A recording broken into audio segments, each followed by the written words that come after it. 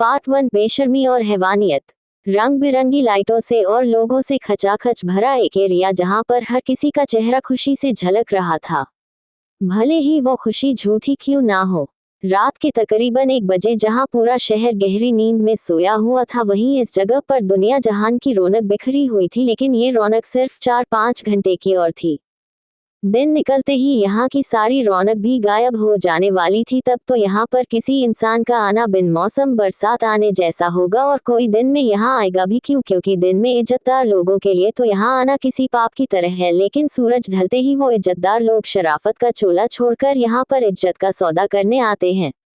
दिन में जो लोग इस जगह को गंदी गालियां देते हैं, शाम होते ही वो लोग यहाँ अपने गंदे रंग दिखाने आते हैं। दिन में लोग यहाँ की औरतों को गंदी गालियां देते हैं, तो रात को उन्हें ही अपने जिस्म की भूख शांत करने के लिए इस्तेमाल करते हैं। अपनी जेब में से चंद रुपए निकालकर किसी मजबूर की आबरू खरीद कर खुद को मर्द कहलाते हैं। और जब जब कोई रोकर उनके आगे खुद को छोड़ देने की भीख मांगता है या उनके दिए दर्द से कराहता है, तो ये उसे अपनी मर्दानगी की जीत समझते हैं। बेशर्मी और हैवानियत से भरे लोग यहाँ पर सेठ और साहब कहलाते हैं, तो मासूम और मजबूर वेश्या। रेड लाइट एरिया इसी नाम से इस जगह को पुकारा जाता है, जहां पर खरीदने वाला इज्जतदार और बेचने वाला बेशर्म कहलाता है। इज्जतदार मर्द पैसे देकर अपने लिए कुछ पलों का सुख खरीदते हैं, लेकिन ये कुछ पल किसी इंसान को कितना दर्द, कितनी तकलीफ देते हैं, उस हर एक पल में वो इंसान कितनी मौतें मरा होगा, ये उन्हें बिल्कुल महसूस नहीं होता। जब जब दर्द की चीखें इन सो कॉल्ड मर्दों के कानों में गूंजती है, तो इन्हें अपनी मर्दानगी पर गर्व महसूस होता है। अनगिनत कमरों को अपने अंदर समाये बाहर से एक महल जैसी दिखने वाली इमारत के बीचों बीच आंगन में एक लड़की दर्द से कराह रही थी। उसकी चीखें उस इमारत के हर एक कोने में गूंज रही थी। वो लड़की अपने हाथ जोड़े जमीन पर अधमरी हालत में बैठी थी और सामने वाले से बस खुद को जान से मार देने की भीख मांग रही थी। उसे इतना ज्यादा दर्द दिया जा रहा था कि अब दर्द सहते सहते दर्द होना ही बंद हो रहा था। आंसू इतने ज्यादा बह चुके थे कि अब आंखों ने भी और आंसू बहाने से जवाब दे दिया था।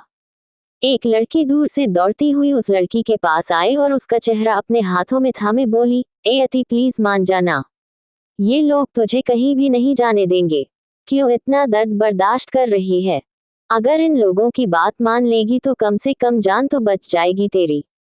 मैं जानती हूँ इनकी बात मान लेने से भी दर्द होगा, लेकिन शायद हमारी किस्मत में लिखा ही सिर्फ दर्द है, और इस दर्द को सहने के अलावा हमारे पास और कोई भी रास्ता नहीं। अति मात्र 17 साल की लड़की बेहद जख्मी हालत में जमीन पर पड़ी थी। उसने उस लड़की खुशबू की बात सुन आंखें खोलकर सामने की तरफ देखा, जहां पर एक औरत हाथों में चमड़े की बैट लिए खड़ी थी और उसके साथ ही 2 लोग और खड़े थे जिनके हाथों में भारी डंडे थे। क्या हुआ, थक गए क्या आप लोग? लेकिन मैं तो बिल्कुल नहीं थकी, वो धीरे धीरे अटक अटक कर उन लोगों को देखते हुए बोली। होठों के किनारे बिल्कुल फटे हुए थे, जिनमें से खून रिस रहा था, और चेहरे को छोड़ जिस्म का हर एक अंग खरोंचों और घावों से भरा हुआ था। उसकी बात सुन सामने खड़ी मोटी सी महिला, जिसका जिस्म पूरा गहनों से लदा हुआ था, उसने वो बेल्ट वहीं पर फेंकी और उस लड़की की तरफ बढ़कर उसके बाल नोच लिए। एक दर्द भरी सिसकी उस लड़की को हो रही तकलीफ को बयान कर गए। कितने बेशर्म लड़की है तू, तुझे पीट पट कर हम थक गए, लेकिन तू है कि मानने का नाम ही नहीं ले रही। खुद की आबरू बचाने वाले बेशर्म हो गए और उन्हें लूटने वाले इज्जतदार। अति ने उनकी आंखों में देखते हुए कहा। पूरा चेहरा दर्द से भरा हुआ था, लेकिन आंखों में अभी भी ना झुकने की जिद थी। वो औरत उसकी बात सुनकर व्यंग से मुस्कुराए और उसके बाल और भी ज्यादा खींचते हुए बोली, बहुत जिद्दी है ना तू, कोई बात नहीं, तेरी ये जिद भी टूटेगी और तेरी इस इज्जत को भी मैं भरी महफिल में नीलाम करूंगी। देखते हैं तू और कितना खुद को बचा पाएगी। इतना कहकर ही उन्होंने उसे जोर से धक्का दे दिया, तो अति एक बार फिर से जमीन पर गिर गई। जश्न सिंह शेखावत, ये नाम सुनकर ही कालिंदी ने पलटकर पीछे देखा। जश्न सिंह शेखावत आ चुके हैं, पीछे खड़े एक लड़के ने कहा, तो वो जल्दी से 2 लड़कों को अति की तरफ इशारा कर वहां से बाहर आने के लिए बढ़ गई। उसके जाने के बाद उन 2 लड़कों मनोज और सुरेश ने अति को पैर से हिला कर देखा। उसने कोई रिस्पांस नहीं दिया, तो उन्होंने उसके चेहरे पर आए बाल हटाकर देखा, एकदम चांद सा चेहरा, लेकिन इस चांद पर कोई भी दाग नहीं। आंखें बंद किए वो बेहोश हो चुकी थी। उसे बेहोश देख उन दोनों ने उसका एक एक हाथ पकड़कर उसे घसीटना शुरू किया और अंदर कमरे की तरफ ले गए। आइए आइए जश्न सिंह शेखावत जी, हमारी नगरी में आपका स्वागत है, कालिंदी ने उस कमरे में अंदर आते हुए कहा जहां पर सामने सोफे पर एक तकरीबन 27-28 साल का लड़का बैठा था। उसकी बात सुनकर भी जश्न ने कोई जवाब नहीं दिया, बस एकदम गंभीर होकर बैठा रहा। उसके बैठने का सलीका, उसके चेहरे का रौब बता रहे थे कि शायद ही वो इंसान किसी से बात भी करता हो।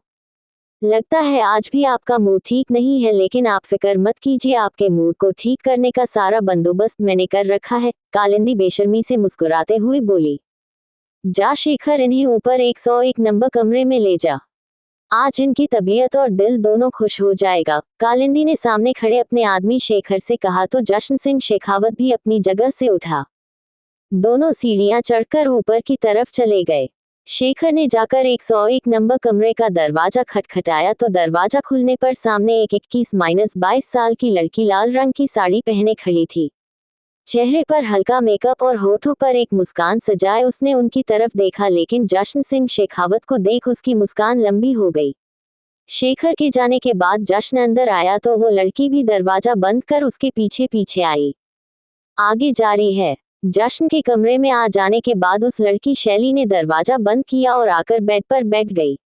जश्न भी आया और बेड पर उसके करीब आकर बैठ गया। उसे देखते हुए शैली ने अपने सीने पर उड़ा हुआ अपना पल्लू नीचे कर दिया और टेबल पर जग रहा लैंप भी बंद कर दिया। खा ले खाना वरना भूख ही मर जाएगी। अपनी जान बचानी है तो बाजी का कहना मान ले, वरना जान से तो जाएगी, लेकिन जो तड़प वो तुझे मौत से पहले देंगी उसे बर्दाश्त करना तेरे लिए मुश्किल हो जाएगा। सुरेश ने अति को देखते हुए कहा, जो जमीन पर लेटी हुई थी। हाथों पैरों से सब जगह से खून बह रहा था। कपड़े जगह जगह से फट चुके थे और होंठ प्यास के कारण सूख चुके थे, लेकिन उसे यहाँ का पानी पीना भी गवारा नहीं था। जान जाती है तो जाए, लेकिन अपनी इज्जत पर दाग वो बिल्कुल नहीं लगने देगी। तभी उस कमरे में शेखर आया। उसने पहले एक नजर अति को देखा और फिर सुरेश की तरफ देखते हुए बोला, अभी भी खाना नहीं खाया इसने? जैसे मर्जी कर, लेकिन इसके मुंह में खाना ठूस। कल से भूखी है ये, याद रहे, इसे सिर्फ तड़पाना है लेकिन मरने नहीं देना। बाजी को सबसे प्यारा अपना धंधा है, धंधा में नुकसान उन्हें बिल्कुल भी बर्दाश्त नहीं। यार पता नहीं साली किस मिट्टी की बनी है, हर तरह से कोशिश कर ली लेकिन साली मान ही नहीं रही। मन तो करता है गला दबा दूं इसका और सारा झंझट ही खत्म। साला कल से इसने जीना हराम कर रखा है, सुरेश चिल्लाते हुए बोला। उसकी बात सुनकर शेखर आगे बढ़ा और खाने की प्लेट अपने हाथों में लेकर अति के पास नीचे जमीन पर पैरों के बाहर बैठ गया। खड़ा कर इसे, वो चिल्लाते हुए बोला तो सुरेश ने जल्दी से अति को कंधों से खींचकर मुश्किल से बिठाया, लेकिन उसमें बैठने की भी हिम्मत नहीं थी। होती भी कैसे, कल से उसने पानी का एक घूंट भी नहीं पिया था। शेखर ने उसके गाल को 2-3 बार थपथपाया तो उसने अपनी आंखें खोली। देख, आखिरी बार कह रहा हूँ, चुपचाप अपने आप ही ये खाना खा ले, वरना अब तक तो तूने सिर्फ हमारी जबरदस्ती देखी है, हमारी हैवानियत देखेगी तो तेरी आत्मा भी काम जाएगी और फिर ये खाना तुझे नसीब भी नहीं होगा। शेखर ने अपने दांत पीसते हुए कहा तो अति के दर्द भरे चेहरे पर भी व्यंग भरी मुस्कुराहट आ गई अखिलेश जी पर। उसने उस खाने पर थूक दिया और बोली, ये खाना नहीं है, ये हराम का खाना है और इसे सिर्फ तुझ जैसे हरामी ही खा सकते हैं। उसकी इस हरकत पर शेखर गुस्से से कांप गया। उसने थाली एक तरफ फेंकी और अति के बाल खींचते हुए एक के बाद एक कई थप्पड़ उसने उसके चेहरे पर जड़ दिए। अति की दर्द भरी सिसकियां निकलती रही। छोड़ो शेखर भाई, छोड़ो, जान चली जाएगी इसकी, और अगर इसे कुछ हुआ तो बाजी हमारी जान ले लेगी। सुरेश ने शेखर को अति से दूर करते हुए कहा तो शेखर ने जोर से अति को धक्का दिया और वहां से खड़ा हो गया। मरन दे साली को, जब सारी रात यूं ही दर्द और भूख से तड़पती रहेगी तो अकल खुद ब खुद ठिकाने आ जाएगी, शेखर ने कहा और उस कमरे से बाहर आ गया। रात का अंधेरा खत्म हुआ तो सूरज की किरणों ने उस जगह पर रोशनी की चादर फैला दी, लेकिन बदला हुआ वक्त भी अति की किस्मत नहीं बदल पाया। पूरी रात दर्द से तड़पते रहने के बाद सुबह होते ही एक बार फिर उस पर यातनाएं शुरू कर दी गई। पहले उसे घाव दिया जाता और फिर उस घाव पर ही और घाव दिया जाता, लेकिन एक 17 साल की लड़की का जिस्म दर्द कहाँ तक बर्दाश्त करता। आखिर उन जालिमों की जीत हुई और अति दर्द से तड़पते हुए बेहोश हो गई। दर्द से कराहते हुए उसने अपनी आंखें बंद कर ली। वहीं दूसरी तरफ शैली ने अपनी आंखें खोली और खुद को देखा जैसे वो कल रात बेड पर बैठी थी। वो अभी भी उसी हालत में ही थी, लेकिन यूं ही बैठे बैठे नींद में उसने कब अपनी पीठ बेड की टेक से सटा ली उसे नहीं पता। याद करने पर उसे याद आया कि कैसे कल उसने अपने सीने से दुपट्टा गिराया और लैंप बंद किया, लेकिन अगले ही पल जश्न ने उठकर वो लैंप फिर से जगा दिया और उसका दुपट्टा भी उसे उड़ा दिया। शैली उसे हैरानी से देखती रही, लेकिन जश्न ने ना ही उससे कुछ कहा और ना ही उसकी तरफ देखा, बस चुपचाप आकर उसकी गोद में अपना सिर रखकर लेट गया। कुछ वक्त तो शैली उसे देखती रही, लेकिन फिर नींद आंखों में अपना घर बसाने लगी तो उसकी आंखें खुद ब खुद बंद हो गई। अब सुबह जब उसने अपनी आंखें खोली तो जश्न अभी भी उसकी गोद में सिर रखकर लेटा हुआ था और कल रात की तरह आज भी उसकी आंखें खुली हुई थी। शैली ने आंखें बड़ी कर उसे देखा, क्योंकि उसकी नींद से भरी आंखें देखकर ऐसा लग रहा था जैसे पूरी रात उसने अपनी पलकें भी ना झपकाए हो। साहब, आपने तो कुछ किया ही नहीं, लेकिन अब तो आपका वक्त भी पूरा हो गया। आपके सारे पैसे वेस्ट हो गए। जन्नत की सैर करा देती मैं आपको, लेकिन आपने तो कुछ डिमांड ही नहीं की। खैर, अब आप कुछ करना चाहते हैं तो आपको बाजी को एक्स्ट्रा पैसे देने होंगे। बता रही हूँ, बहुत खुश कर सकती हूँ मैं आपको, शैली ने कहा और उसका सिर अपनी गोद से हटाकर खड़ी हो गई। उसकी बात सुन जश्न ने एक पल के लिए अपनी आंखें बंद की और बेड पर से खड़ा हो गया। उसने अपनी जेब में से पैसे निकाले और बेड के साथ रखी टेबल पर रख दिए। उसे पैसे टेबल पर रखते देख शैली जल्दी से बोली, कल रात के पैसे आप पहले ही दे चुके हैं साहब, और अब अगर आपका मूड है तो पहले आपको ये पैसे बाजी को देने होंगे। लेकिन उसके कहते कहते ही जश्न पैसे रखकर दरवाजे की तरफ बढ़ गया था। खुशियों की तो अब मेरी जिंदगी में कोई जगह ही नहीं, बस सुकून तलाश रहा हूँ थोड़ा, पर शायद वो भी अब नहीं मेरे हिस्से में, जश्न ने बिना पलटे ही कहा और वहां से बाहर चला गया। शैली बस उसे जाते देखती रही। आगे जारी है। जश्न उस कोठे से बाहर निकलकर अपनी गाड़ी में बैठ गया, जहां उसका ड्राइवर पहले ही उसका इंतजार कर रहा था। शैली को तो उसकी बातें और उसका रवैया दोनों ही समझ नहीं आया था, इसलिए बिना उसकी तरफ ध्यान दिए तैयार होने लगी। यूं तो दिन में वहां पर लोगों का आना जाना कम होता था, लेकिन बाजी का ऑर्डर था कि हर लड़की हर वक्त कस्टमर के लिए तैयार रहे। डॉक्टर ने अति को इंजेक्शन लगाया और ग्लूकोज की ड्रिप्स भी लगाए। इसे कुछ खिलाए माई जी, वरना सिर्फ बेहोश ही नहीं मर भी जाएगी ये। और एक बात आपको बता दूं, इसके मरने से आपके धंधे को बहुत नुकसान होगा। शक्ल देखिए इसकी, कोई भी रईस ज्यादा इसकी शक्ल पर अपनी दौलत को क्या जान भी वार दे। सोने की चिड़िया है ये आपके लिए, डॉक्टर ने बेशर्मी से हंसते हुए कालिंदी की तरफ देखकर कहा। उसकी बात सुन कालिंदी अपनी जगह से उठी और बोली, तू फिक्र मत कर डॉक्टर, इस कच्ची कली के पूरे 5 लाख दिए हैं मैंने, और जब तक इससे 50 लाख नहीं वसूल लेती तब तक इसे मरने भी नहीं दूंगी। ये बात तो पक्की है कि आज ये लड़की खाना खाए या ना खाए, लेकिन धंधे पर तो जरूर बैठेगी। और कालिंदी अपनी बातों की खरी है। जश्न जैसे ही अपने बंगले में दाखिल हुआ, एक एक कर नौकर बारी बारी से उसके सामने आने लगे। किसी के हाथों में चाय का कप था तो किसी के हाथों में कॉफी, कोई नाश्ता ले खड़ा था तो कोई उसकी पसंद की अलग अलग चीजें। लेकिन जश्न ने एक नजर उठाकर किसी की तरफ देखा भी नहीं। वो सीधा अपने कमरे की तरफ बढ़ गया, लेकिन सीढ़ियों पर उसके कदम रुक गए, क्योंकि सीढ़ियों से 60-65 साल की एक महिला नीचे उतर रही थी। उस महिला के सामने आते ही जश्न ने झुककर उनके पैर छुए और फिर बिना कुछ कहे अपने कमरे की तरफ जाने लगा, लेकिन उस महिला ने उसे पीछे से रोका और बोली, आज भी रात बाहर बिता कर आए हो? कब तक चलेगा ये सब?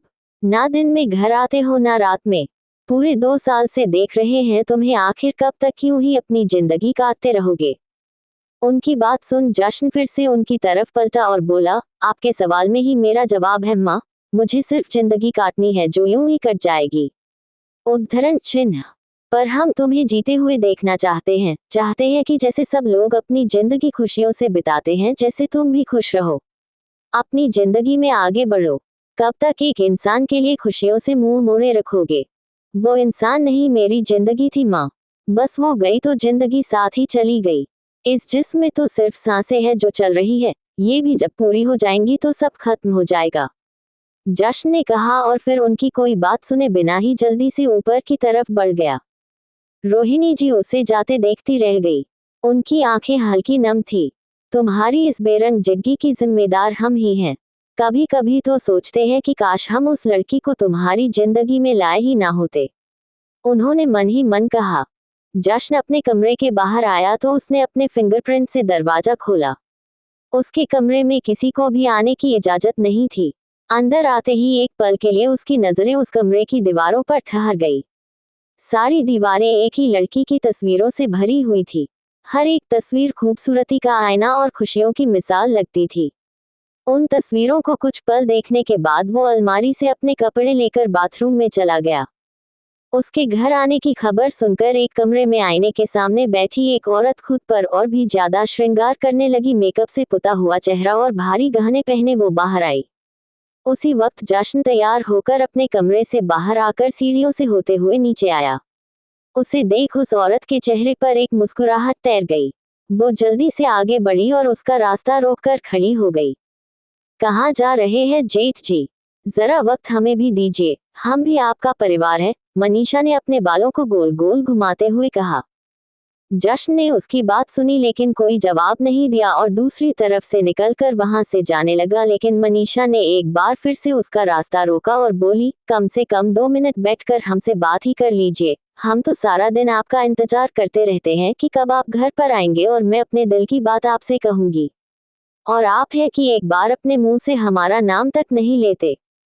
तुम्हें जो भी बात करनी है मुझसे कर लो, पर अफसोस मेरे लिए तो तुम्हारे पास 1 मिनट का वक्त नहीं। एक और लड़के हर्ष ने वहां आकर कहा, जो तकरीबन 24-25 साल का था।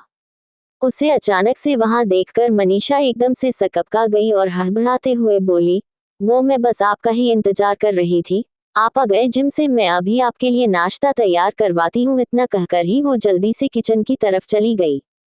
भाई मनीषा की तरफ से मैं माफी। हर्ष ने जश्न से कुछ कहना चाहा लेकिन जश्न ने एक नज़र उसे देखा और बोला, 10 बजे मेरी मीटिंग है और मुझे लेट होना बिल्कुल पसंद नहीं। इतना कहते ही वो वहां से चला गया। उसकी गाड़ी में बैठते ही ड्राइवर ने गाड़ी शेखावत एम्पायर की तरफ बढ़ा दी। उसके ऑफिस पहुंचते ही वहां पर हर एक शख्स को जैसे सांप सूंघ गया था। ना ही किसी की आवाज आ रही थी और ना ही वहां कोई हलचल हो रही थी। 12 मंजिली इस इमारत में ऐसा लग रहा था जैसे शायद ही कोई परिंदा भी वहां पर अपने पंख फड़फड़ाता हो। सुबह से दिन हुई, दिन से शाम और शाम से रात। हर कोई वहां पर इस तरह काम कर रहा था जैसे वो इंसान ना होकर काम करने वाली मशीन हो। लेकिन अगर इन मशीनों से गलती से भी कोई गलती हुई तो जश्न सिंह शेखावत इन मशीनों को अपनी कंपनी से क्या इस शहर से ही बाहर फेंक देगा। इस कंपनी में ही नहीं, पूरे मुंबई शहर में उसकी इजाजत के बिना पत्ता तक नहीं हिलता था। एक बार फिर से रात में अपना अंधेरा फैलाया और तन्हाई जश्न को खाने लगी। घर जाने का उसका बिल्कुल भी मन नहीं था, इसलिए उसने ड्राइवर को इशारा किया तो ड्राइवर ने गाड़ी वापस से कोठे की तरफ बढ़ा दी। सर, आप हर रोज जगह पर क्यों जाते हैं? आप इज्जत वाले हैं, आपको वहां जाना शोभा नहीं देता, ड्राइवर ने डरते हुए कहा। लेकिन कहने के बाद उसने अपना चेहरा नीचे कर लिया। इज्जतदार वो नहीं होता जो वहां जाता है। अगर वो इतना ही इज्जतदार होता तो उसे दूसरों की इज्जत की जरूरत नहीं होती। वो बेचारी तो कुछ पैसों के लिए खुद को किसी और को सौंप देती है, लेकिन कुछ पैसे वालों को अपना सब कुछ देकर भी वो नहीं मिलता जिनकी उन्हें तलाश होती है, जश्न ने किसी सोच में डूबे हुए कहा। गाड़ी कोठे के बाहर पहुंच चुकी थी, इसलिए जश्न गाड़ी से बाहर आया और ड्राइवर को घर जाने के लिए कहा। लेकिन अपनी आदत के अनुसार ड्राइवर ने मना किया और चुपचाप गाड़ी में ही बैठ गया। ये ले, ये घुंघरू पहन ले, आज तुझे इन्हें पहन के ही नाचना है। जो तेरी सबसे ज्यादा बोली लगाएगा, माई तेरी इनिंग की ओपनिंग उसी से ही करवाएगी, शैली ने बेशर्मी से हंसते हुए कहा और घुंघरू अति की तरफ फेंक दिए। अति ने बेबसी से एक नजर घुंघरू के जोड़े की तरफ देखा और फिर चुपचाप उनको उठाकर अपने पैरों में पहन लिया। आंखों में आंसू बह रहे थे जिन्हें अब उसका पोंछने का भी मन नहीं था। देखिए अब आगे क्या होता है। जानने के लिए चैनल को लाइक सब्सक्राइब जरूर करें ताकि अगला नोटिफिकेशन आपके पास सबसे पहले पहुंचे। धन्यवाद।